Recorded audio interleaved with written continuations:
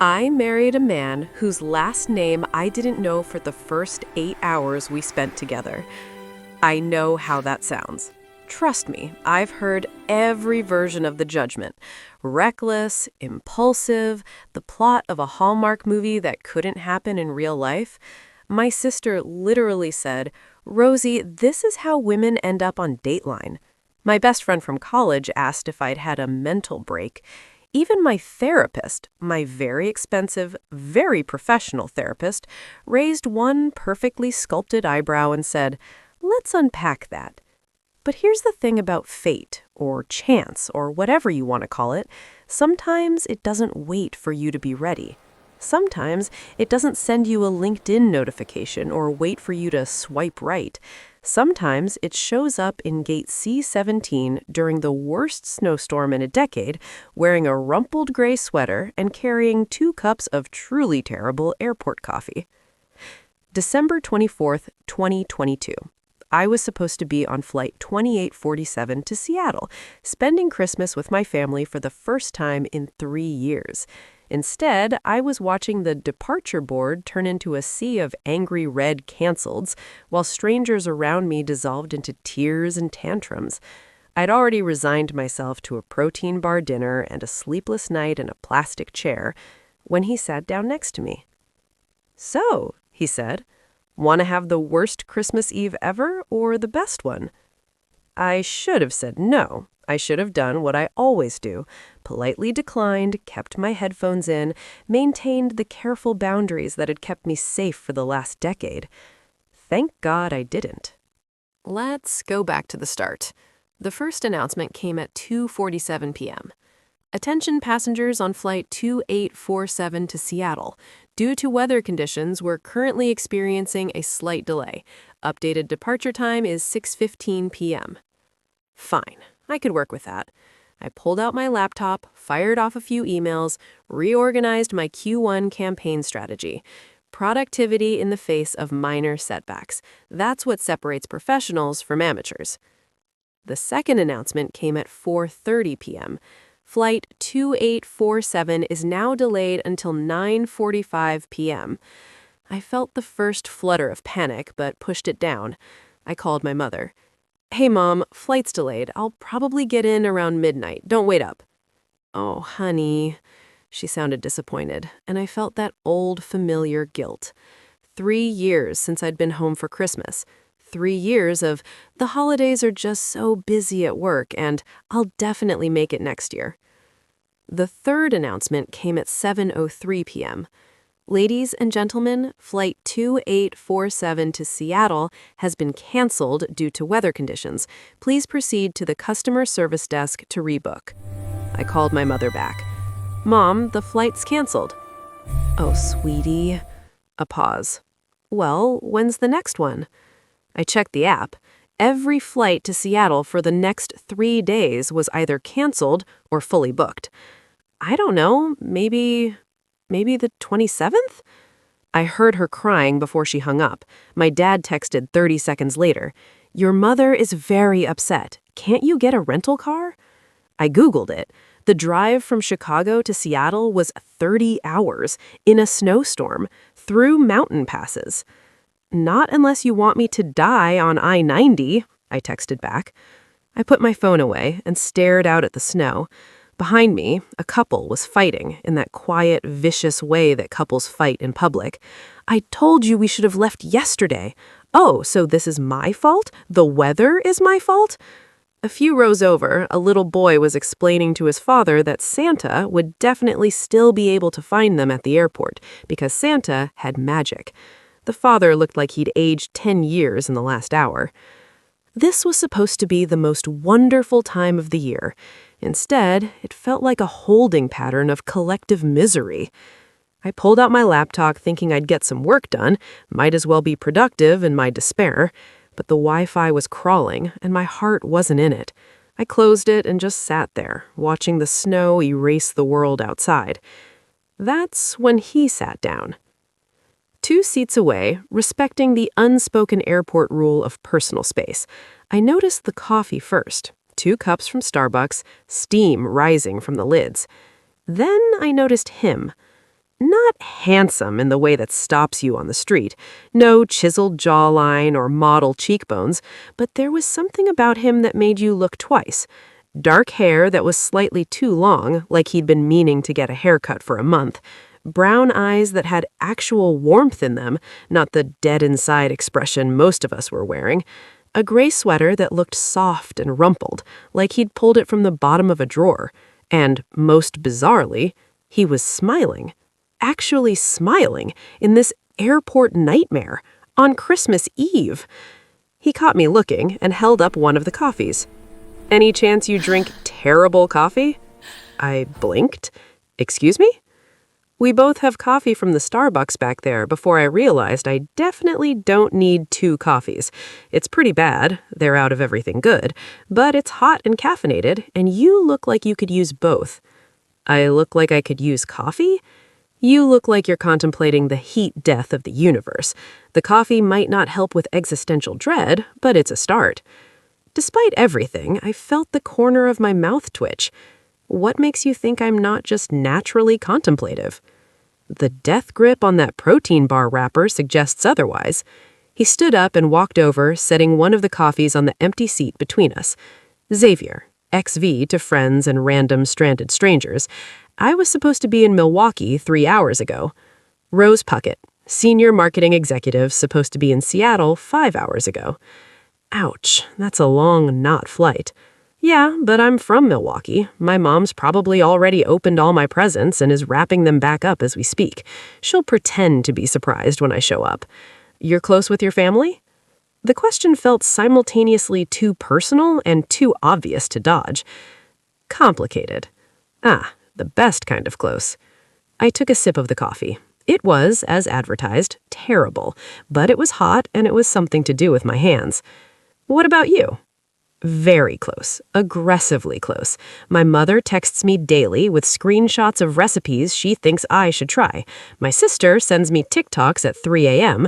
My abuela calls every Sunday to make sure I've been to church, which I haven't, but I lie about it because I love her. You lie to your grandmother? Kindly, with love, he grinned. She knows I'm lying. I know she knows. We have an understanding. I found myself almost smiling.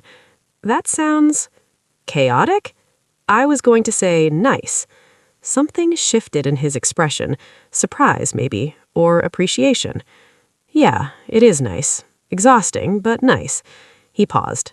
So, senior marketing executive, what does that mean you actually do?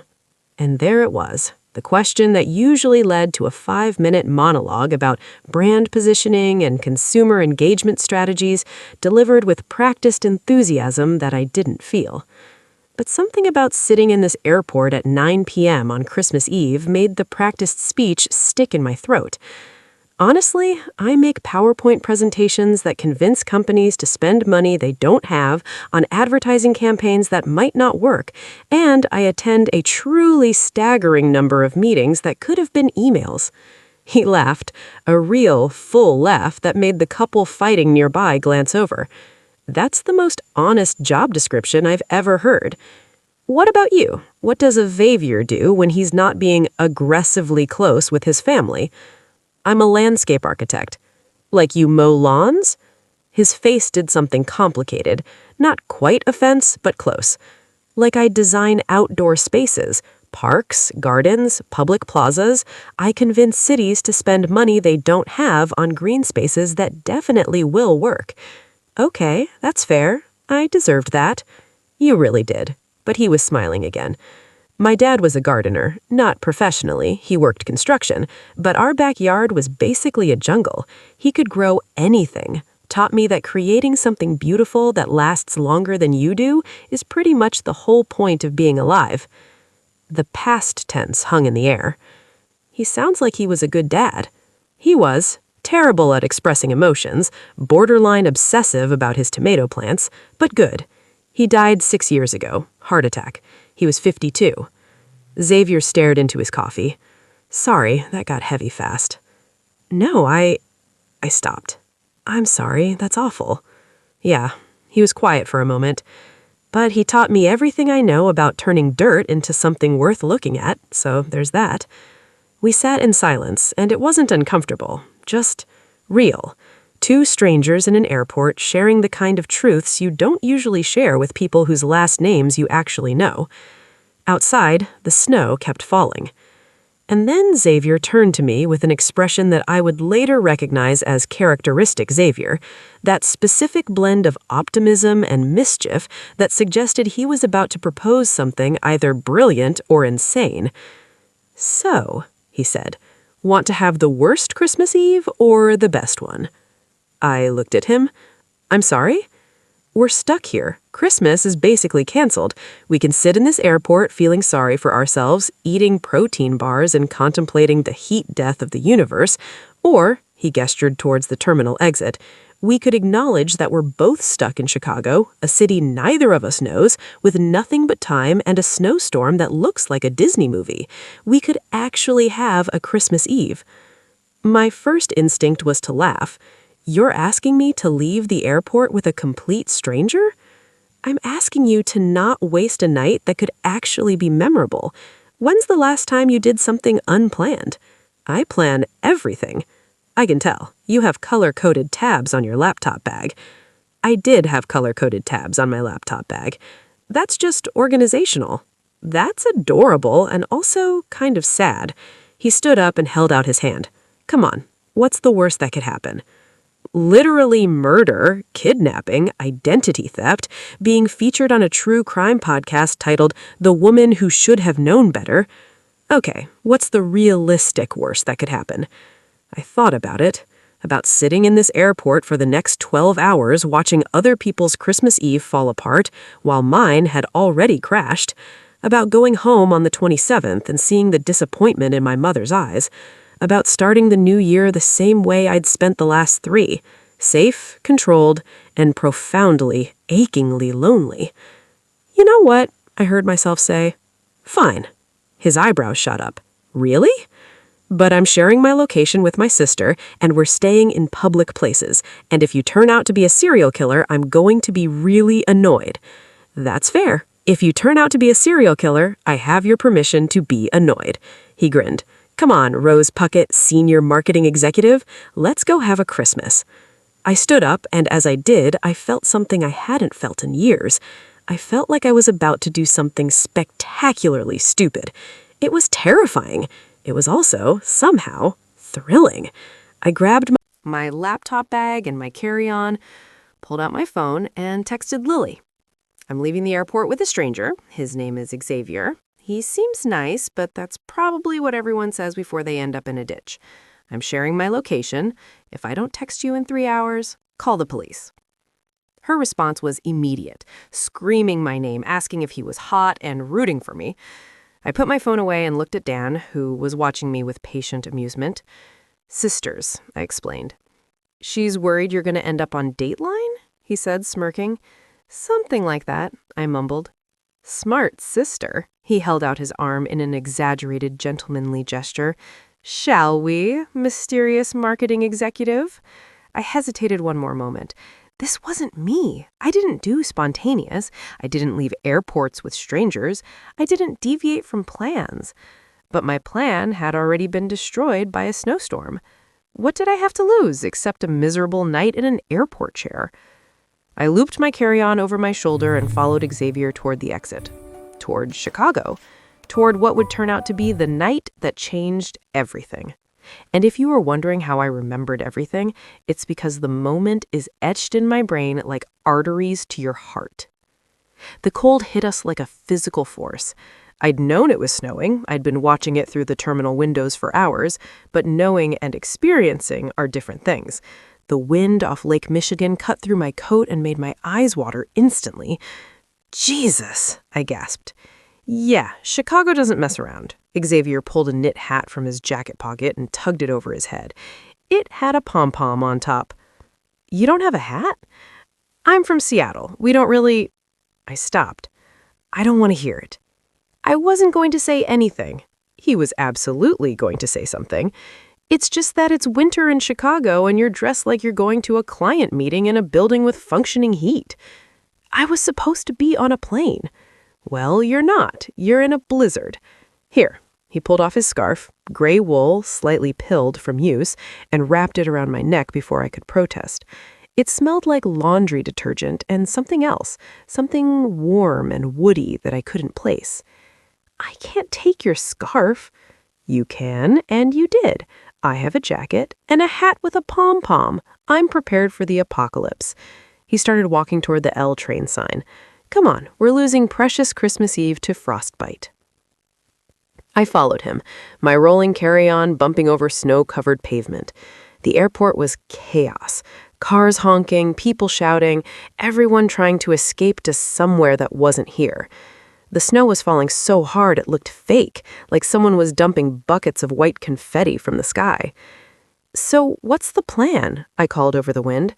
"I'm thinking we take the train downtown, see the lights on Michigan Avenue, find somewhere warm, figure it out from there." "That's not a plan. That's the absence of a plan."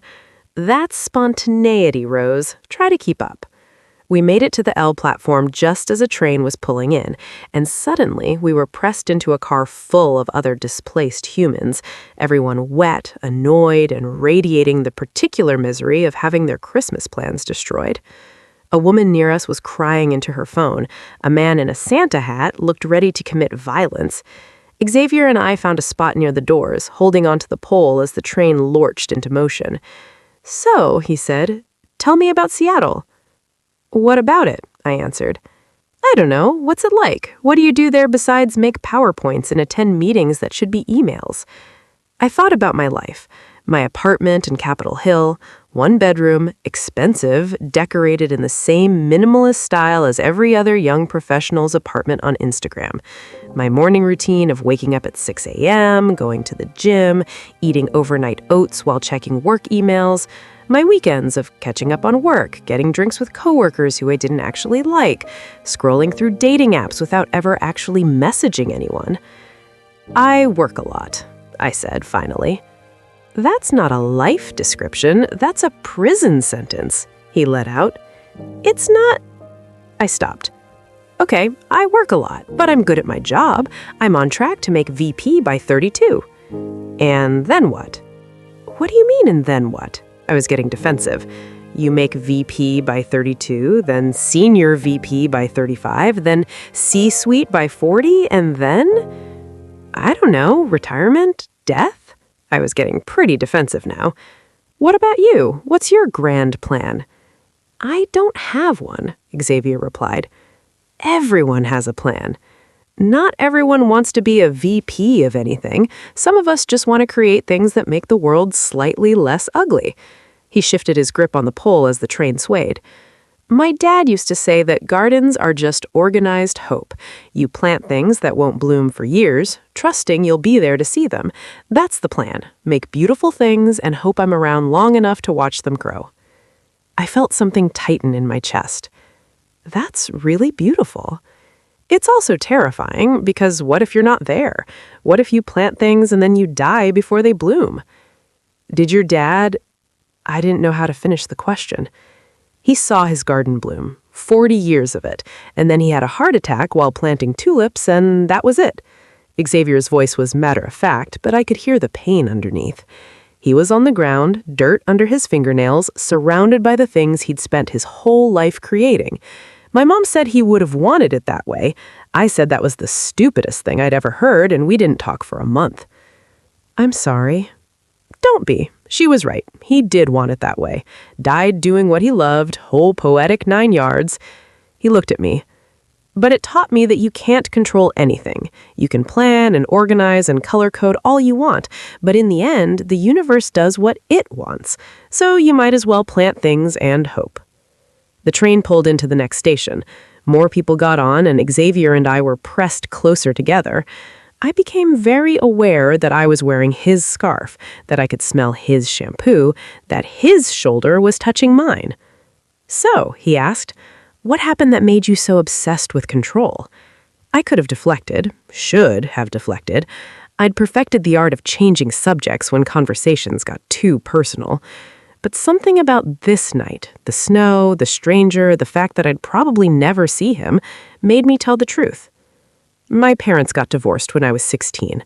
Messy divorce. My dad had an affair with someone from his office, this woman named Bethany who wore peasant skirts and made her own kombucha and talked about following her authentic truth. Yikes, he said. Yeah. And the thing is, my parents had been happy. Or I thought they'd been happy. We did family game nights and camping trips and all the stuff you're supposed to do. And then one day my dad just decided he wanted something else, said he'd been living a lie, said he needed to follow his heart. The train lurched around a corner. My mom fell apart, completely fell apart. She was the stable, competent person who ran a household and had a career and kept everything organized.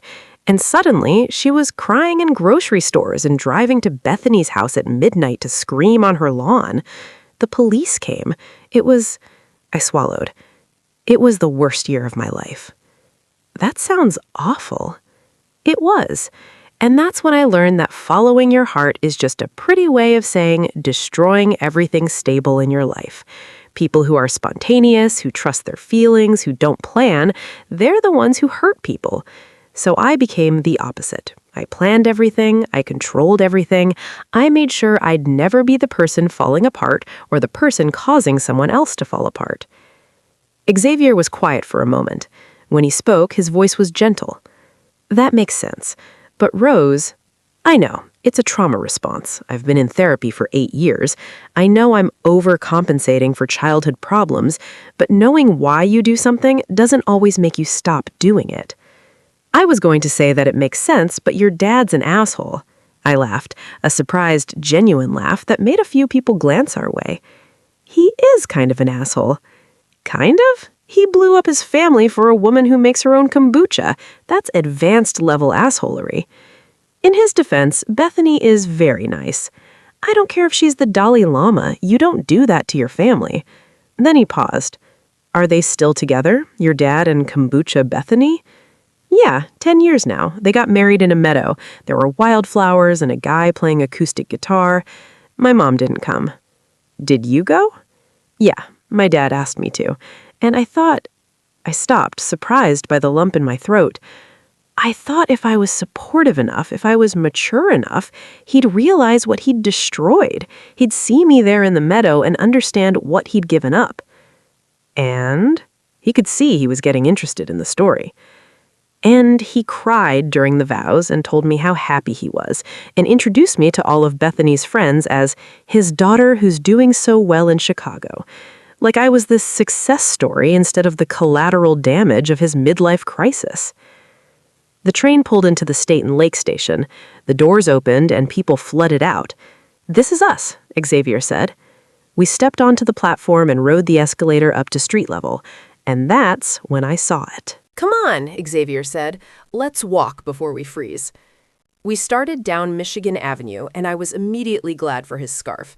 The wind was brutal, but there was something exhilarating about it, too. Like we were adventurers in some hostile but beautiful landscape. Okay, ground rules, I said. If we're doing this, we need ground rules. Of course you want ground rules, he laughed. Rule 1, we stay in public places. No dark alleys, no secondary locations. Agreed. I also don't want to die tonight. Xavier was chuckling. Rule 2, I'm buying my own food and drinks. This isn't a date. Something flickered across his face. Got it. Not a date. Rule 3, if either of us wants to call it quits and go back to the airport, we can do that. No judgment. Fair. Although going back to that airport would require a significant decrease in my will to live. He stopped walking and turned to face me. My turn. Rule 4, we're honest. If we're going to spend Christmas Eve together, let's actually spend it together. No small talk about the weather or pretending to be people we're not. Isn't that what strangers do? Small talk? I laughed. Yeah, and it's boring. I want to know who you actually are, not the elevator pitch version. He started walking again. Rule 5, no phones, unless it's an emergency or you're checking in with your sister. Tonight, we're present. Deal? I thought about my work emails, my compulsive need to check notifications, the way I used my phone as a buffer between me and actual human interaction. Deal, I said. Rule 6. How many rules are there? My eyes blinking now. Rule 6, we have to try new things. If one of us suggests something, the other person has to say yes unless it's actively dangerous or illegal. That's a very broad rule. That's the point. He stopped in front of a street vendor selling hot chocolate and roasted chestnuts. For example, I'm suggesting we get hot chocolate. That's not new. That's a normal thing that normal people do. But will you do it? I looked at the vendor, an older man with a kind face and a cart that clearly seen better days. The hot chocolate looked watery and the chestnuts looked burnt. The old Rose would have suggested finding a Starbucks, something corporate and safe and predictable. Yeah, I said. Let's get hot chocolate. Xavier's smile could have powered the Christmas lights on the entire street. The hot chocolate was terrible, watery, and somehow both too sweet and not sweet enough. The chestnuts were burnt. We stood next to the cart eating them anyway, laughing at how bad they were. This is the worst hot chocolate I've ever had, I said. It's perfect, Xavier countered. Years from now, when you're telling people about this night, are you going to remember good hot chocolate from Starbucks, or are you going to remember this? He held up his cup like he was toasting. 2 terrible hot chocolate and burnt chestnuts on Christmas Eve. You're ridiculous, I laughed surprisingly. I'm right, he said. He was, though. He was absolutely right. We kept walking, and Xavier kept talking, pointing out architectural details I'd never noticed, telling me stories about other cities he'd worked in, asking me questions about my job that went deeper than the surface. What campaigns was I most proud of? What would I do if I could design any campaign without worrying about budget or client approval? When was the last time I'd created something just for the joy of creating it? That last question stopped me. I don't know, I admitted. I don't think I create anything anymore. I just execute strategies. That's depressing. That's my job. It doesn't have to be your life. We ended up in Millennium Park, standing in front of Cloudgate, the Bean, as everyone calls it. At 11 p.m. on Christmas Eve during a snowstorm, we had it almost to ourselves. Just us, the snow, and this impossible silver sculpture reflecting everything back at us in warped, beautiful ways. Come here, Xavier said, pulling me closer to it. I looked at our reflections, distorted, multiplied, stretched across the curved surface. Dozens of versions of us, none quite right, all slightly strange. I love this thing, Xavier said. You can't control how you look in it. That's the whole point. It shows you from angles you'd never see otherwise, makes you confront the fact that there's no single truth about who you are, just a bunch of perspectives. I stared at my elongated, warped reflection. In it, I looked taller, stranger, like someone I didn't quite recognize. Maybe that was the point. Can I ask you something? Xavier said quietly. Sure. Why did you say yes to leaving the airport with me? I thought about it.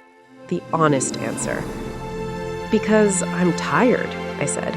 I'm tired of being the person who has everything planned and nothing spontaneous. I'm tired of being safe. And when you asked me if I wanted to have the worst Christmas Eve or the best one, I realized, I turned to look at him instead of our reflections, I realized I couldn't remember the last time I'd had a best anything, just a series of fine things, acceptable things, things that met expectations. And is this living up to your expectations? He quietly said. I didn't have expectations. That's the terrifying part. Good, he said. Me neither.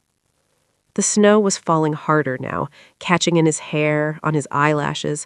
We were standing close enough that I could see the flecks of gold in his brown eyes, could see the way he was looking at me like I was something worth paying attention to. I'm scared, I said suddenly. Of what? He replied. That I'm going to wake up tomorrow and this will feel like a mistake, that I'll go back to my real life and realize I shouldn't have whatever this is. Rose, he took a step closer. What if tomorrow you wake up and realize this is the first real thing you've done in years? And then he kissed me. It was awkward at first. Our noses were cold, we were wearing too many layers, the angle wasn't quite right. I could feel him smiling against my mouth, and then I was smiling too, and then we were both laughing and trying again. Okay, pause. Before we go any further, are you team This Is Romantic or team Rose is going to end up on a true crime podcast? Drop a heart if you're rooting for them, or a shocked face if you're stressed for her safety. And if you're invested enough to have an opinion, you might as well hit that subscribe button because this story is just getting started. All right, back to Chicago. This time, it was better. This time his hand was warm on my cheek, and my fingers were tangled in his jacket, and the snow was falling around us like we were inside a snow globe. This time, it felt like something beginning. When we pulled apart, we were both breathing hard, both grinning like idiots. So, still think this was a mistake? Xavier said. Ask me tomorrow, I replied shyly. Fair enough. He took my gloved hand. Come on, I know a place. What kind of place? The kind of place that serves truly terrible diner food at 2 a.m. You'll love it. How do you know I'll love it? Because you're here with me instead of at that airport, which means you're ready for terrible food and good conversation. He wasn't wrong. We walked through the snow towards an uncertain destination, and for the first time in 10 years, I wasn't afraid of not knowing where I was going. If you've ever fallen for someone you knew you shouldn't fall for, someone who made 0 sense on paper but all the sense in your heart, you know this feeling. Hit that like button if you've been Rose in this moment. And listen, if you're watching this far, the algorithm thinks you need this story. Don't fight it. Subscribe. Your future self will thank you when you're binging all my stories at 3 a.m. Now let's see if Christmas Day lives up to Christmas Eve. Christmas Day was museums and bookstores and a community dinner in Pilsen where we served families who were struggling, elderly people who were alone, kids who drew pictures of Santa riding dinosaurs. I greeted people at the door. Xavier plated food in the kitchen. For 2 hours, I felt more useful than I had in 2 years at my corporate job. That night, standing outside the community center, I told Xavier the truth. I realized something in there, I said. I've been so focused on building a successful career, proving I'm not going to fall apart like my mom did. But I felt more alive in those 2 hours than I've felt in years. So what do you want to do? I don't know, but I can't keep living like my life is just something I'm enduring until I hit the next milestone. He took my hands. Can I tell you what I see? I see someone who's been playing a character for so long she forgot she was acting. Someone who's brave enough to question everything she's built. He paused. And someone I'm pretty sure I'm falling for. Xavier, I said impulsively. I know, it's been 24 hours. I know this is crazy, but I don't think I can go back to Milwaukee and pretend this didn't happen. Give this a chance. Every rational part of my brain screamed no, but I was tired of being rational. Okay, I said. Let's see where this goes. And this is the moment everything changed. Comment, do it if you're proud of Rose for taking the leap, or red flag if you think she's moving too fast. No judgment either way. I just want to see where you all stand. And hey, if this story is making you rethink your own life choices, maybe that's your sign to subscribe and stick around. I share stories like this every week. Real people, real choices, real consequences. Sometimes they work out. Sometimes they don't. Let's find out which one this is. The next morning brought reality.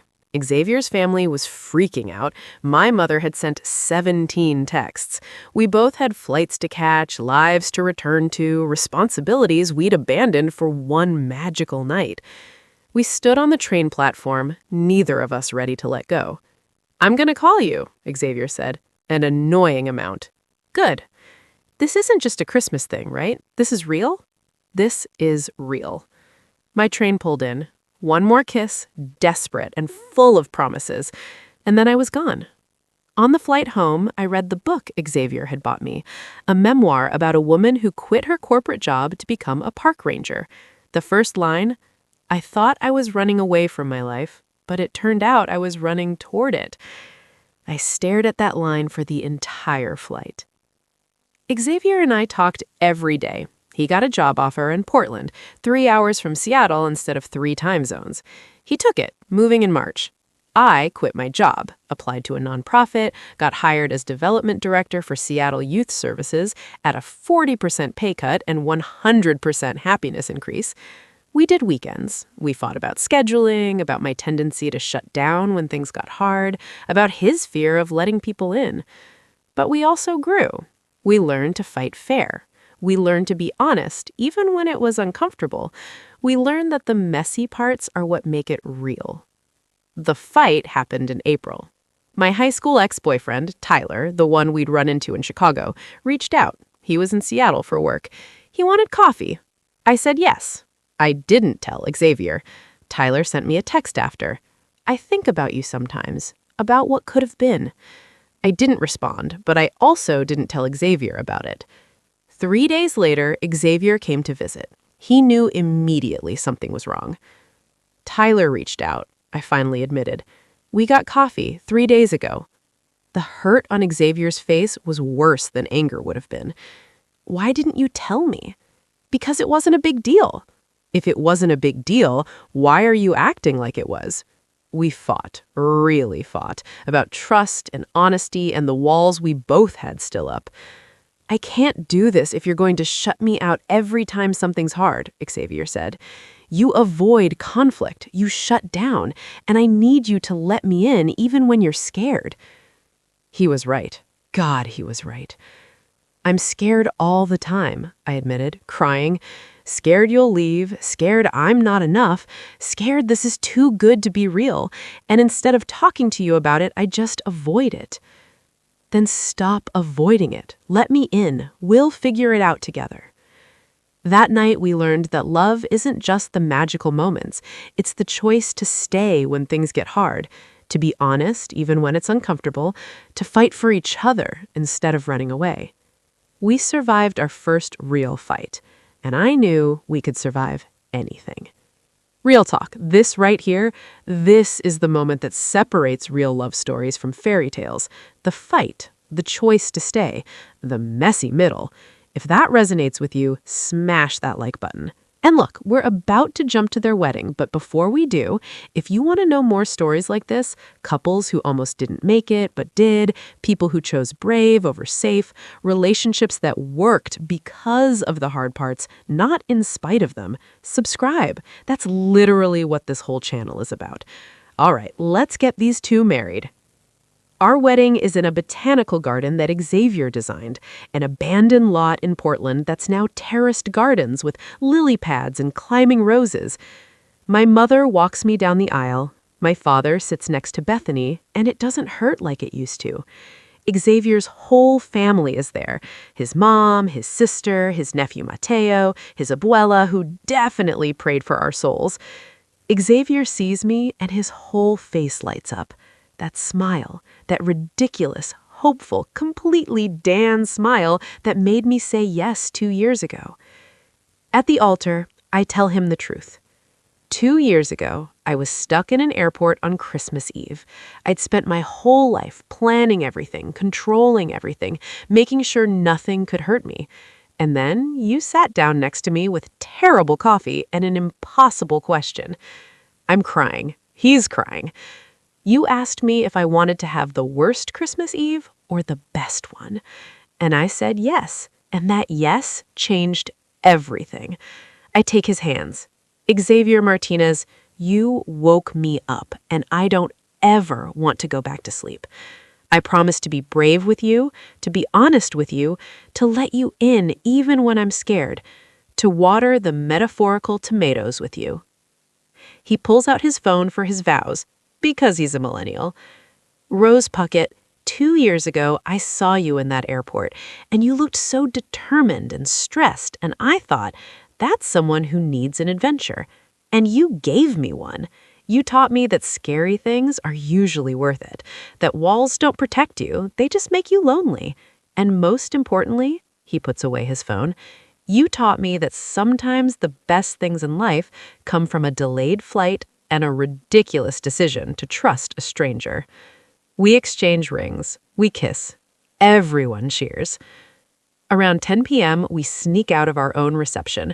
We drive to the coast with no plan, just moving through the dark Oregon night. At a rest stop overlooking the ocean, Dan asks me to dance. There's no music, so we hum.